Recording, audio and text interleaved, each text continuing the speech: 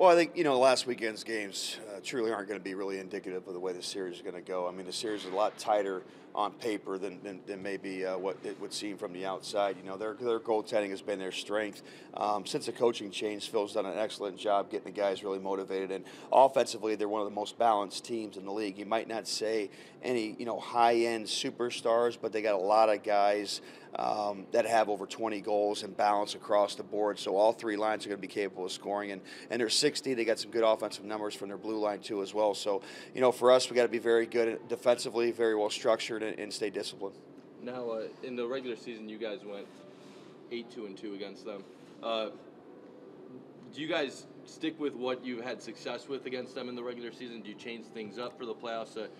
What do you do strategy-wise going into it? Well, I think, hockey's hockey. I mean, you can't over-X-and-O it to death here. I mean, both teams know each other extremely well. Both teams know their tendencies, their personnels. Really not much going to change. You're going to have some wrinkles here and there in your game plan. We got to do some things better than what we did last weekend, so we're trying to get those things corrected. But, the first game's usually a feeling out process. They could come in with a completely different system, and we have to adjust on the fly just like you have to do in any game. So, I think it's a process. Playoffs is it's a grind. You got to take one game at a time, and it's going to be about who wants it more. So Pat and Garrett have both been playing really well. What's your plan for the goalie series? Who's starting on Friday?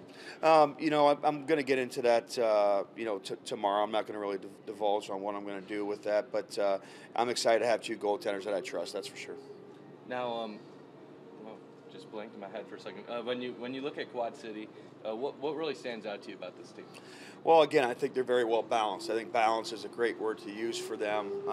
Again, they have all three lines that can score, so there's no real line, maybe one line to key in on particularly. So, we're going to have to try to find the best matchups for us, use the home ice advantage, and tip the scales in our favor with some matchups hopefully we can expose. And now, with your team, how do you feel about where your team is at as you guys get ready to make a run?